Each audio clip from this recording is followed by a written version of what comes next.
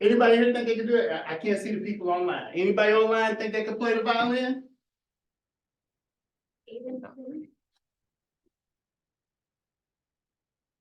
Did I hear somebody say yeah?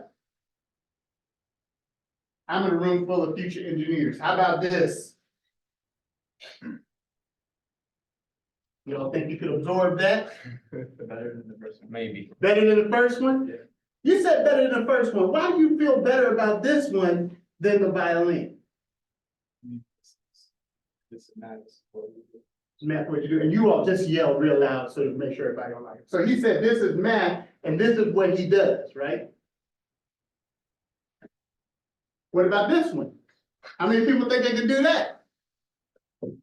Him again. The one person in the room, this is what he said the last time. He said he could do it. I said, stand up. Man, like 5'10", talking about he could do what LeBron James could do. How many people think they could do that? Okay, so, and if you're online and you want to jump in, just jump in because people don't jump in online, so you won't interrupt anyone. You saw 3 different pictures. One was a person playing a violin. Then I'm in a room of engineers and I showed a bunch of math and I got a little positive reaction. Oh, we probably could do that. And then we showed the picture of LeBron James and then we got apprehension. What's the difference? What was the difference between the violin, the mathematics, and LeBron James? Or different skills. Different skills. Talk to me about that. Like for basketball, it's you have to be athletic. So, and then like for the math, we've seen it before, so kind of more comfortable with it. And then violin is just practice. So violin's practice. You said the math was comfort. Is that what you said? Well, it's comfortable because like we've seen, like we've gone through it before, so like we've seen, it looks familiar. Now, I'm really gonna pick on the choice of words, right? Because you said, and I like it, right? So you said, it looks familiar, we've seen it before. Man, I teach calculus 1. A lot of people look at it a lot of times. They come through my class multiple times, they look at it, and it's familiar, but it's not resonating, right? So what's the key? I think you're overlooking it because you all are engineers. So there's something about math and science. But what's the key for you feeling comfortable with the mathematics? The practice, the repetition. What is the limiting factor for being like LeBron James? Genetics.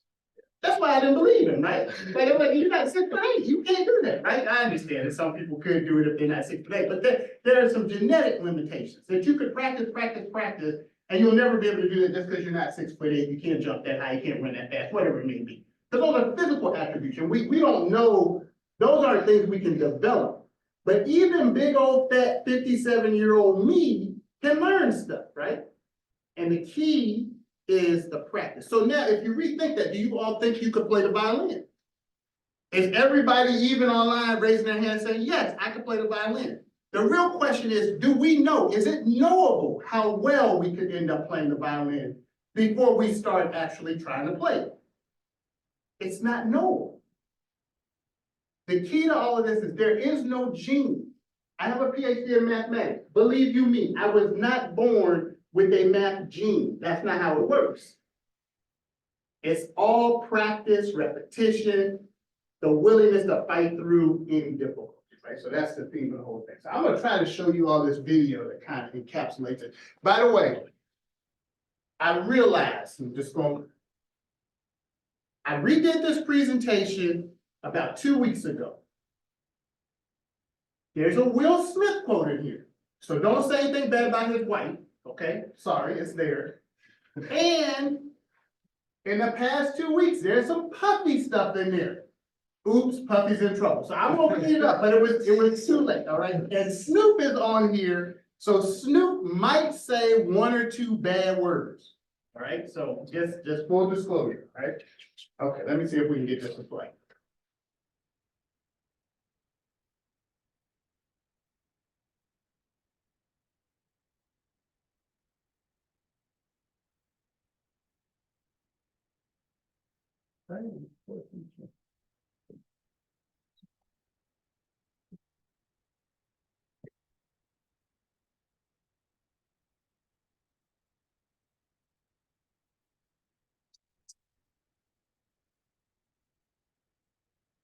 our highest entertainer, Snoop Dogg. We teamed up with our friend Snoop for what has become one of the most beloved nature programs on this or any planet. And with that said, it's time for a special all-reptile edition of Planet Earth.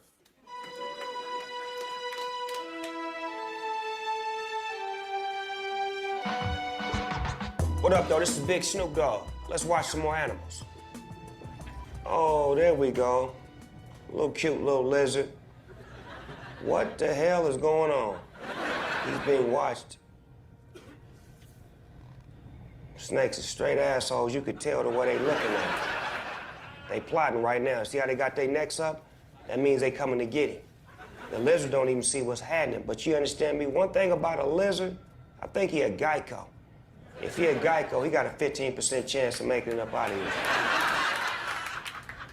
Oh, he peep game right now. He's seen it. He's seen it. You watched. Oh, get out of there, man. Go. Did you see the feet on him? Oh, they coming from everywhere, cuz. This is crazy. Oh, that's up. He has just entered into Snakeville, USA. There's snakes coming from all angles. As he dips and dashes, he makes a getaway, jumps into the arms of a thick snake. The twist is on, but they twisting themselves. Find it, find the loophole. Boom, gone. Now you gotta find your way to the top of the mountain now, nephew. He's jumping. He's very well trained in escape tactics, as you can see. Oh, good move. I like that, I like that. Oh, jump, jump, jump. Run, run. Oh, there you go. Get a hold of it. See, snakes can't do all that because they ain't got hands and they ain't got feet. Damn. Yeah, cuz I'm up on the top of the mountain with you. Remind me of my homeboys when they're running from the police. Clean getaway, baby.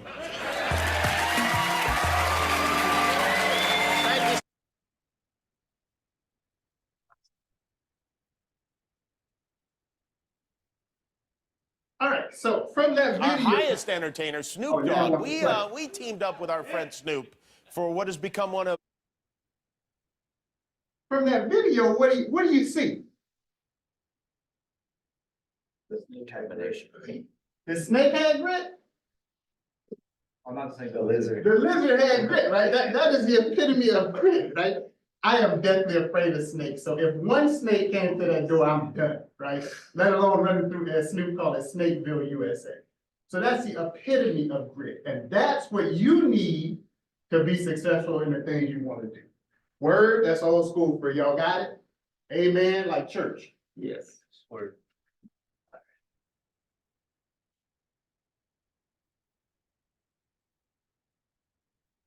All right. Before we go to Diddy. I had copies of this. I'm gonna stop sharing for a second. And so here's what, this is a very quick activity and I'm watching my time. We're gonna be done by 12:30. So I'm going to share on the screen a transcript. And I want you to look through the transcript, and because if people are all over, I'll just kind of let it sit and I'll scroll through. It will take a couple of minutes. And when you get done looking at the transcript, then I want to hear from you all about what you think the person who that transcript belongs to might be doing, right, based upon that transcript. Everybody got the instructions? Yep.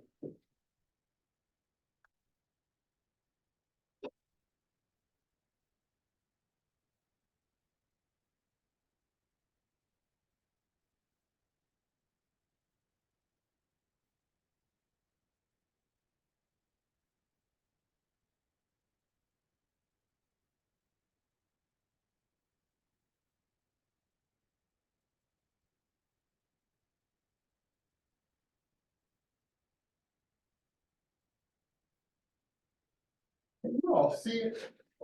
You all can see it. Let's start with page 1. Take a look at that.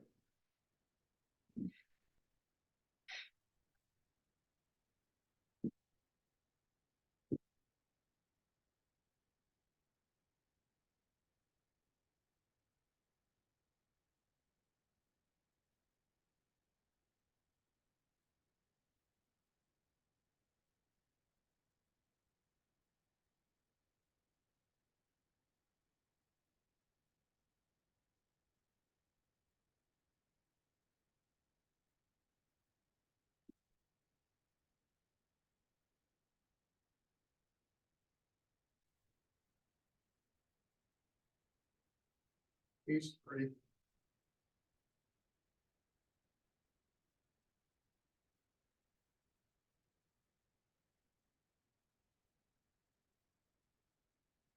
You guys get an opportunity to study it?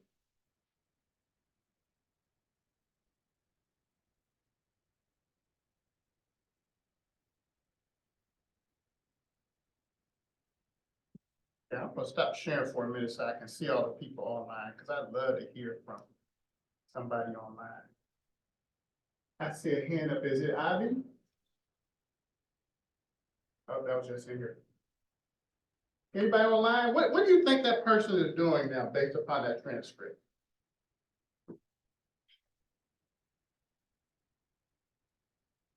Take yourself off mute.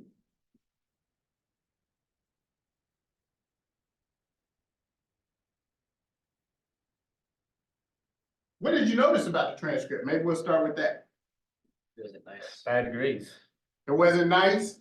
No. No? And then you said something about degrees? Oh, bad grades. Bad grades, okay. Bad grades. Anything else? Well, switch from physics to mathematics. Switch from physics to math? Did you see what they were in the beginning? Pre-engineering. They're pre-engineering, then they switched to physics, and they switched to math. People online, anybody want to join in? What do you think that person's doing?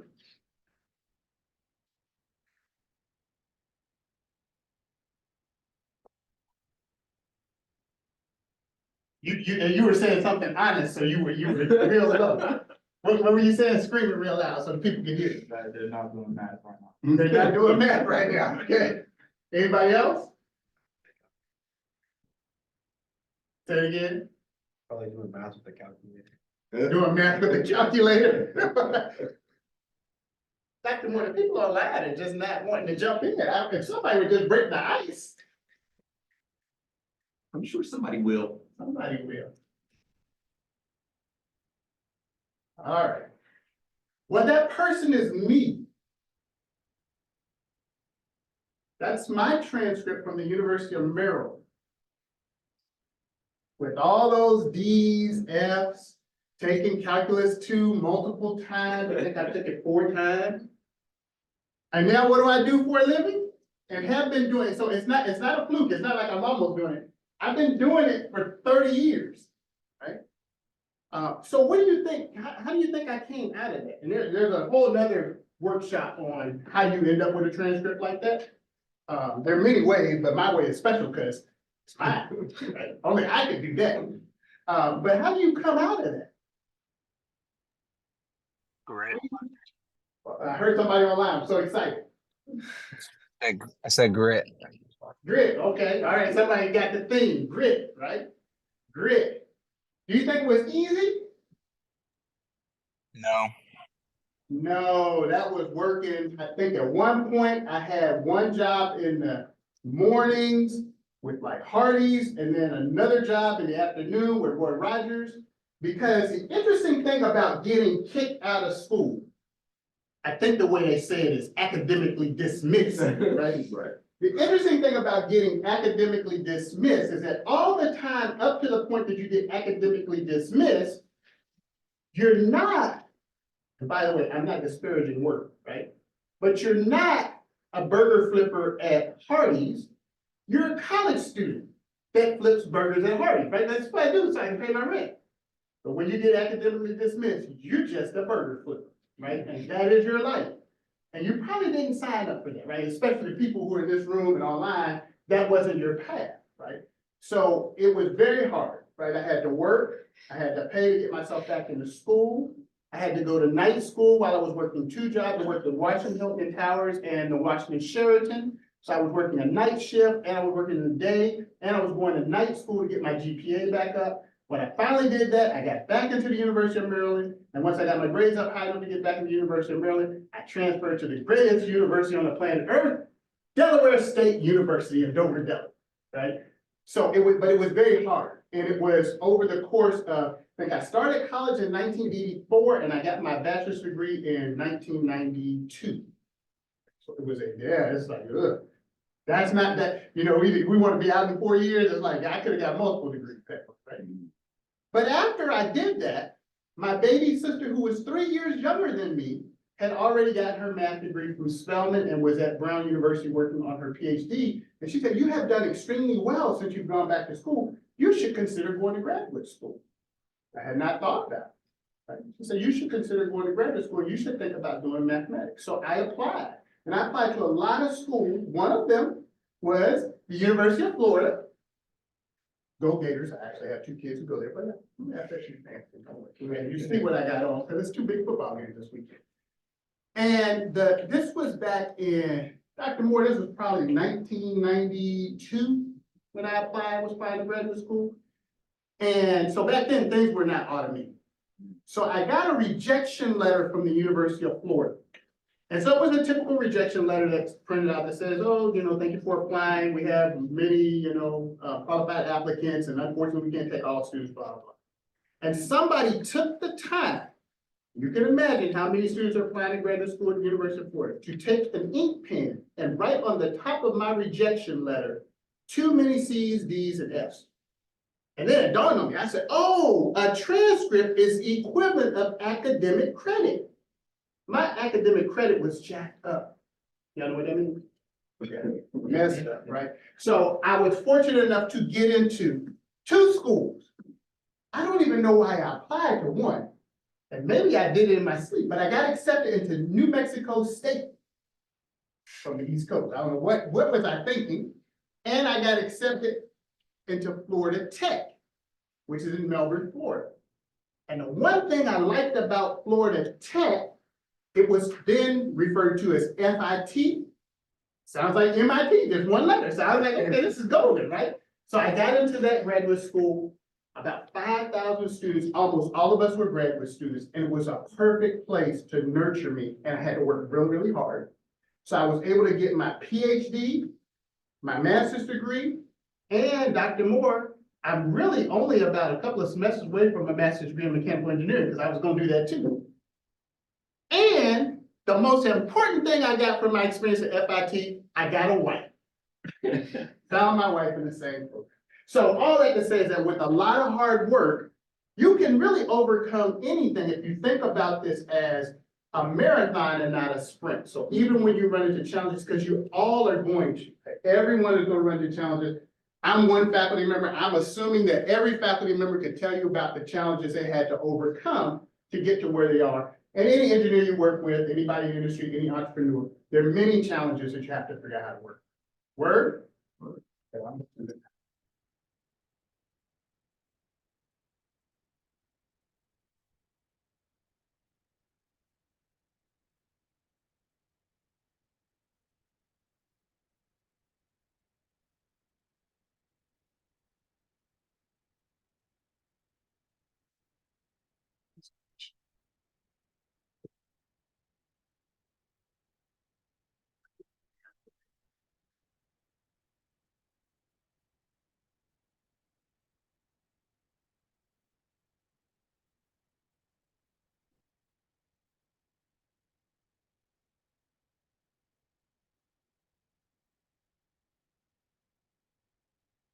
No, I think I'm okay.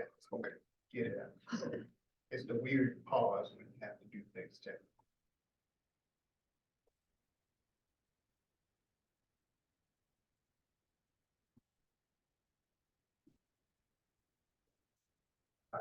Everybody knows who Diddy is, right? Yep. All right, not the bad stuff from a couple of weeks ago, but the I'm almost a billionaire, I'm a billionaire, I'm almost a billionaire, like he keeps bouncing back and forth over the billionaire line. Went to Howard for about 5 minutes, started a company, Bad Boy, Biggie Smalls, all those other people that you all know, right? So clothes, restaurants. So back in the late 90s, early 2000s, he had this show. It was called Making the Band. Has anybody ever watched any episode of that? Y'all are probably too young. So Making the Band, every season, he would bring in a different group of people who said they wanted to be rappers or singers or whatever it was. He put them in this really nice house. And then basically he would quasi-haze them for 8 weeks to see if they really wanted to be in a band, right? So I'm going to show you just a little bit of a video clip, and then I'll fill in the gap because it's about 8 minutes long And it's probably gonna take me to another page because of some other thing, but just so we can have a little discussion about that.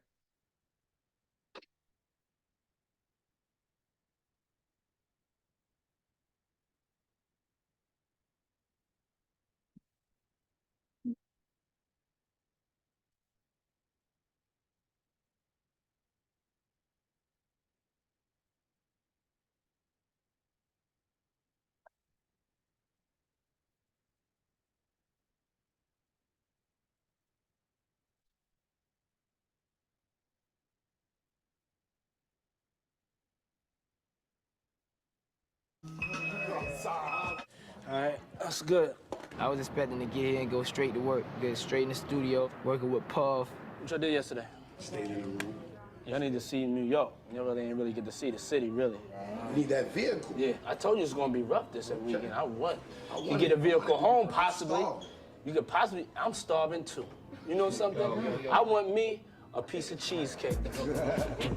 You know where to get the cheesecake spot is at? Yeah. Yeah, and y'all can walk from here, get the cheesecake, see the city, enjoy the sights, would you? Show them around. Take him over to Brooklyn Bridge. Okay, Dr. Moore told me to do that, and then he messed it up.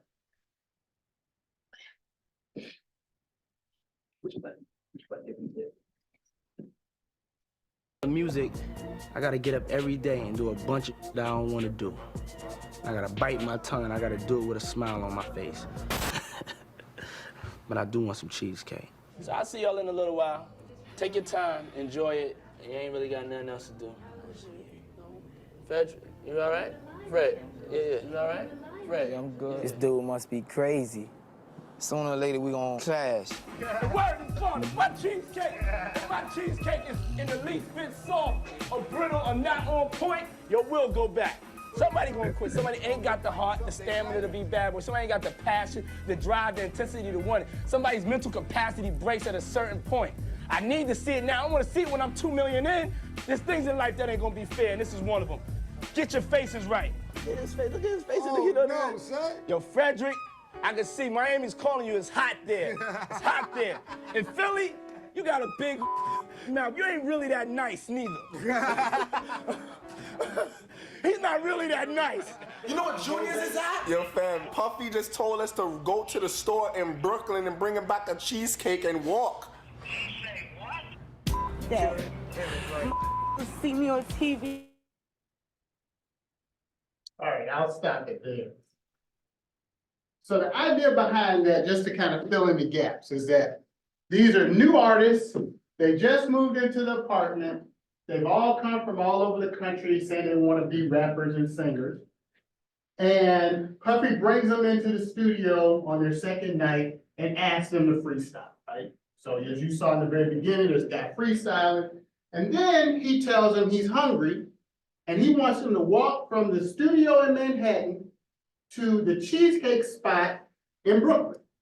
They gotta walk. He's telling them, go see New York, walk across the Brooklyn Bridge. It's only about 12 miles. And then they start. We don't want to get the cheesecake. We don't want to do this. We don't want to do that. And then he starts making a point about, I'm about to make a huge investment in you all. And I want to be sure that you're really about this. And that it's not easy. So think about, and I know we got people all the way from freshmen, maybe all the way up to grad students. But think about how we respond when we're asked to do an assignment or reading or a project, right? Some of you all you may have some comfort spots, but there are times when you're being asked to do things academically that you want to do, you don't want to do. And the one thing I always ask my freshmen and first year students when they come in is, what is it that you're here for? What did grandmama and them put you on the bus or drive you up here, and now they're sitting back home telling everybody about the people? An engineer, a doctor, an attorney, a scientist, right? Those people already see you as that. And often we think that that's just a thing that just happens. We come, we hang out around school, and at the end of our time hanging out, we just get these degrees, right? But that's not how it works. Someone told me many, many years ago, and I'm not gonna say the bad word, Dr. Moore. I was working with somebody, I was a junior faculty member, I was doing research at Michigan State, and he talked about the itty bitty that radically big. Itty bitty poo-poos, right? And that people don't want to do the itty bitty poo-poos because those are hard and they're not sexy, but that's the stuff that it takes to get it done, right? So these folks who, if you had talked to them 10 minutes before Puffy asked them to go get cheesecake, literally in the episode were saying they'd do anything to be stars. I guess they would do anything but walk 12 miles to get some cheesecake. But anything else they're willing to do, right? So it is submission to this process that you all are part of and just being willing to work as hard as you would for a football coach, a track coach, a band coach. I played a lot of sports and coaches spoke to me in ways that nobody should ever hear. And I never said I quit. I never said I'm gonna report you to somebody. I'm not saying that you should be abused as students. I'm just saying that when we're doing the things that we really love, we're willing to really do almost anything to get them that's legal. And that's what we need to be doing if we want to be engineers, doctors, lawyers, whatever it may be, right? But that, and that's the thing that's gonna sustain you, just the willingness to work very hard at it. So Dr. Moore, I'm checking the time. I know that we are getting close. So I can kind of wrap it up there and take some questions, have some further discussion. People might want to ask me something about what I do, how I do it. So I'm happy to do that.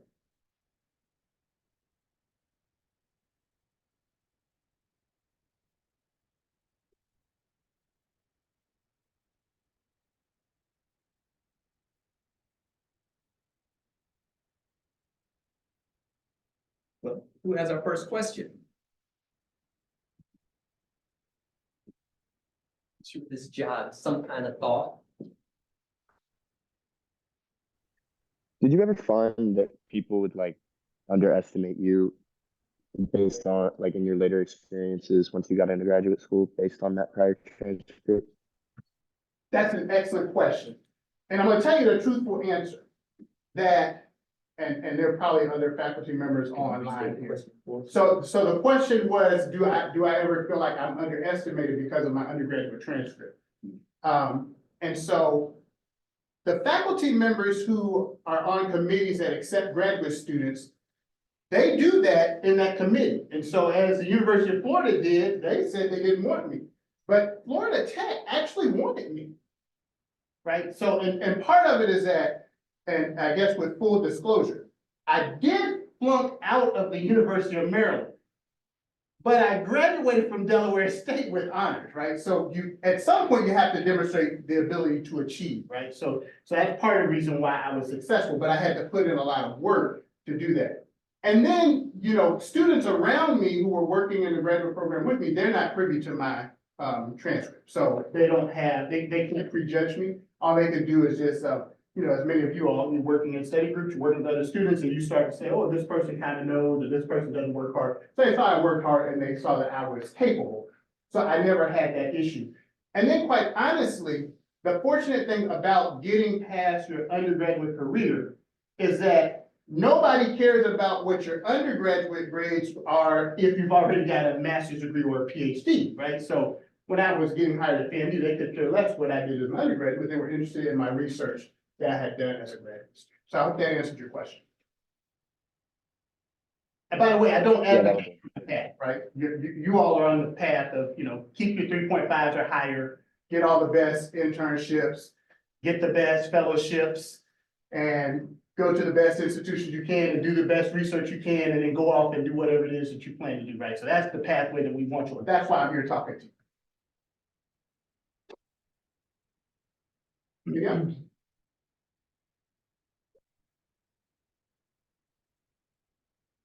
Next person, next question. Or comment.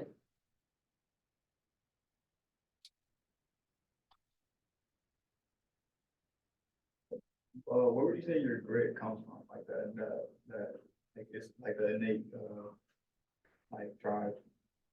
That is a good question, and I've not really thought about that. I think that, as I said, I played a lot of sports, so I had developed this ability to overcome things. My family always felt like I could achieve, so I had people who were very supportive. My parents took me back in when I flunked out of the University of Maryland and supported me while I went to Delaware State. So I had a good support system, and I had some evidence in my own life that if you work hard at something, you could do well at it. And by the way, the reason why my grades look like that, I tell everybody, anybody can do well in school. Don't tell Dr. Moore or any of the other faculty members on the call, but most of what you're doing as undergraduates is contrived. It really emanates from a textbook. So you can almost, if you work hard and you kind of figure out what to do, everybody should be able to do well as an undergraduate, right? When you get to graduate school, that's when you start to get to a place where you really are finding out, what are my limits, right? If you're being pushed your limits. So my record as an undergraduate was because I did not do any work. I literally did not do any work, none. I registered for classes and I partied and hung out, and then I got Fs, and then I just did it again, right? Until eventually they said, we don't even want your parents' money anymore, just go, right? So once I always knew that I could do it. I come from a good high school and all the other things. I just went to school and I just lost my mind. Any others? What was your like thought process about your major? Like, how did you decide to go from pre-engineering to physics and then from physics to math? Yeah, wow, that's, so I remember when I was in the midst of this, I went to a dean and she had taken an interest in my success. And so she would call me and say, you're not doing well, but I see you got A's in Spanish 1 and Spanish 2. Did you ever consider changing your major to Spanish, right? So what I was doing is I went to the University of Maryland. I wanted to be an engineer. You have a pre-engineering kind of thing here. But back in the 80s, there were so many people who wanted to get into engineering. You go to the University of Maryland, just a handful of people actually get accepted directly into the engineering program, and almost everybody else is pre-engineered because they don't have enough space. So the whole goal is they're trying to weed you out. So I was taking all those STEM classes. And then after I realized, okay, my GPA is so low, I'll never get into engineering school. What is it that I could use on this transcript to get a degree was one thing. And the other thing is that all through high school, I had loved math. So I jumped to physics and I jumped to math and I jumped all around because I was trying to figure out how I could shortcut it out without ever having to really work hard. And if you look at my transcript carefully, advising wasn't what it is now. So I was doing things like literally I was taking Calc 1 and Calc 2 at the same time after I flunked Calc 1 because I was trying to get caught up, and so I was just a mess. I was just completely unsupervised. And, as I say, it's really hard, but you're at 18 years old, between 18 and about 23 or 24, I always say, and I mean this in the nicest possible way, you're really the stupidest you'll ever be because you're old enough to make adult decisions, but you have no frame of reference as to how to do that. And you're rejecting any assistance because that's part of becoming an adult. So I was doing that on steroids. So do it my way, whatever I want to do. No adult can tell me anything because I'm grown, and then you get those results. Dr. Stephens, I want to ask something.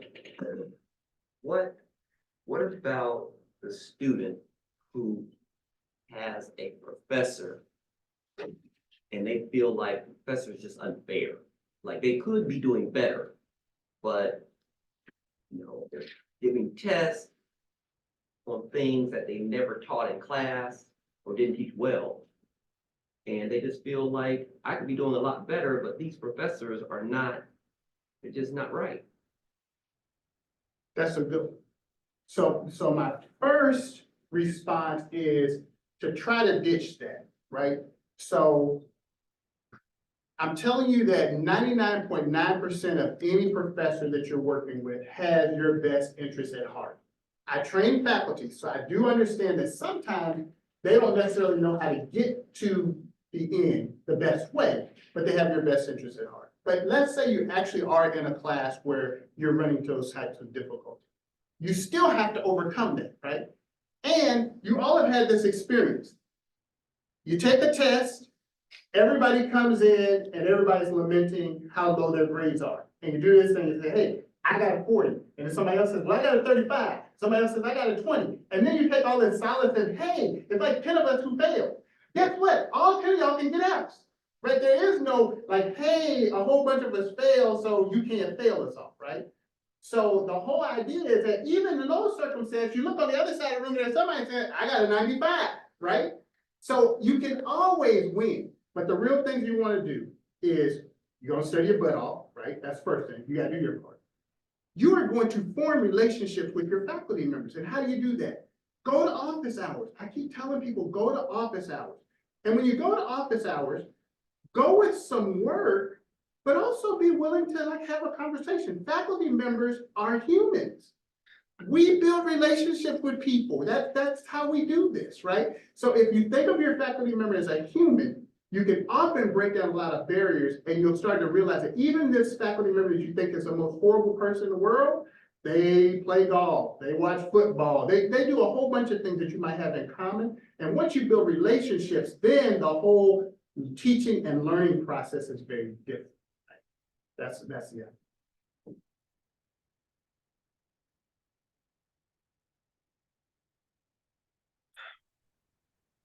So after flunking out of college, a lot of people can just like give up on everything. What was your motivation behind going back to college after that? So life motivated me very well because I did not have a college degree, and the opportunities I had available to me were dismal. I mean, I was moving furniture, I was checking people in and out of hotels, I was flipping burgers. I did not have anything that I could have done without getting a degree, so that was a big motivator. The other thing was that ultimately I really wanted to go to school and I wanted to get a degree. And it was kind of my wake-up call to have to go and experience some real life. So that was really the thing that drove me.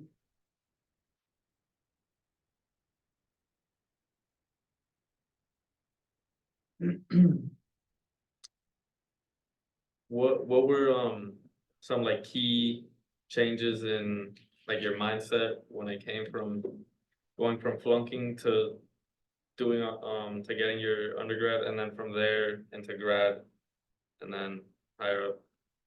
So one of the biggest things that changed my mindset is that when I went to Delaware State, I was really much older than all of my cohort, because I was about 23, 24 years old, and they were all, 18, 19, 20. So I looked at it very differently. It was like having an out-of-body experience. So I didn't have any money, and I remember my mother bought me, I don't know if you all have ever gone into Sam's and seen like their version of sweatsuits. So my mom bought me a whole bunch of like Sam sweatsuits and like Sam sneakers. So I was like, I was not stylish. I didn't have any money. I was just, hey, I've been working in the real world and this is really hard. And all I want to do is just go and study. So my mother, I had no car. My mother dropped me off at Delaware State at 8 o'clock in the morning, and my dad picked me up at 5 o'clock in the afternoon. So the thing I tell my students now is, hey, think of it as a job. It's 8 to 5. Go to campus at 8, go to class, study, eat everything on campus. At 5, leave, and then you go home and you can chill, right? So I did that. I was too old for any of the other things that were going on, and I was so driven because I was older, and all the things I used to be involved with looked foolish, and all the things I needed to be involved with looked like exactly what I needed to be doing. So I just did work all the time, And by the way, I would say that you all should have balance, right? The difference between my experience and yours is that I used up all my balance on the front end, right? So you all should be finding a way to do work, have some fun, do work like in this cycle. But since I didn't do anything for 3.5 years but have fun, on the back end, I had to do nothing but just study and work at myself.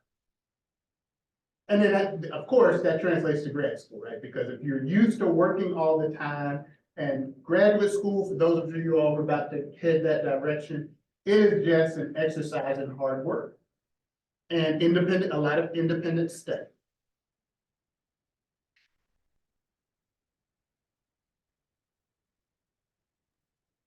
Do you think that like failing college for the first time like made you a better person, or do you regret like failing the first time? Yeah, I'm a big believer that anything that you experience in your life is there, has a possibility of making you better, and it made me better. I don't know that I would have made it to where I've made it, whatever that means to me and you and anybody else, if I hadn't had the experience of failure and overcoming it, because that is really so important to anybody's success. You talk to anyone who's been successful, and they're gonna tell you about all the times they failed and the few times that they actually found success.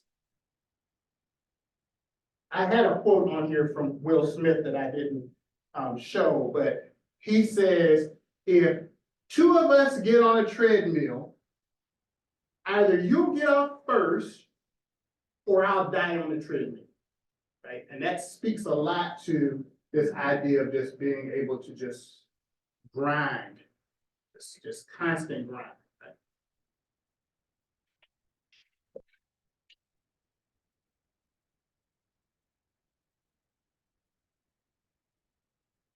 No. I have a question.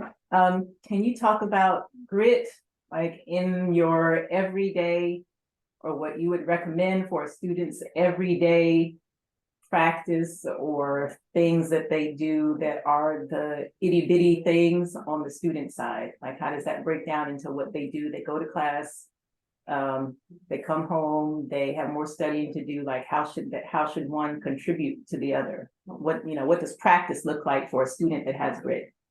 That sounds like Dr. Melody Moore. It's me. All right.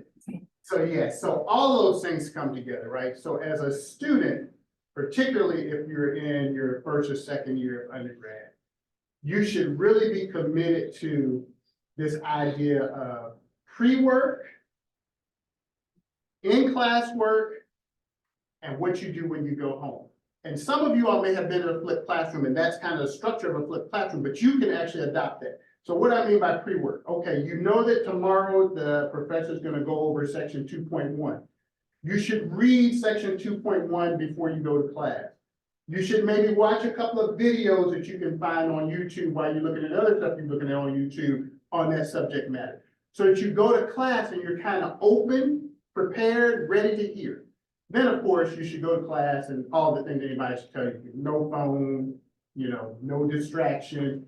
Get there on time. If you do the math, just do the math over the course of the semester. If you just are 5 minutes late to every class and realize how many classes you're actually missing. And then think about it, if you showed up to class on the first day and somebody told you, oh, I'm gonna pick 3 or 4 random lectures and I'm gonna tell you, you just can't come, right? So that's what you're doing to yourself. So you come to class, you're prepared, and then you're grinding the whole time in class focused.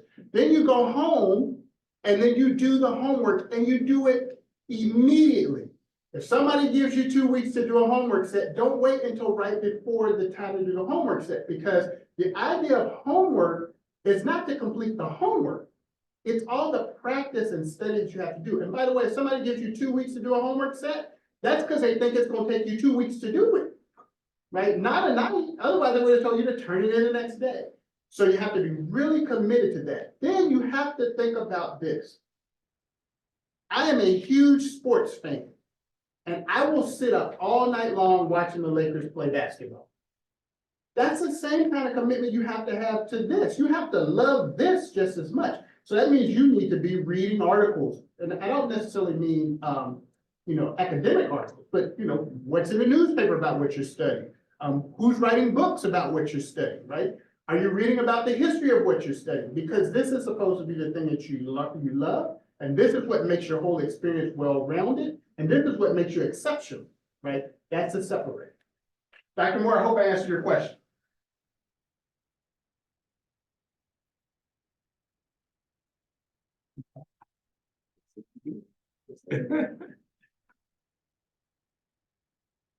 Right, okay. Well, thanks everybody. Thanks for the questions. Thank you, Dr. Stephens, for Thank you all for having me. I appreciate it. presentation. We appreciate it. There's some food in the back. Thank you, our online guests. Thank you for just being here, for asking questions. We will have another presentation at the same time in the same location. Actually, it'll be on Zoom only next week on Thursday, but at the same time. And our subject is for grad students. For grad students, how to motivate the students they're teaching. How to motivate students, and that's for grad students and new faculty. So thank you all.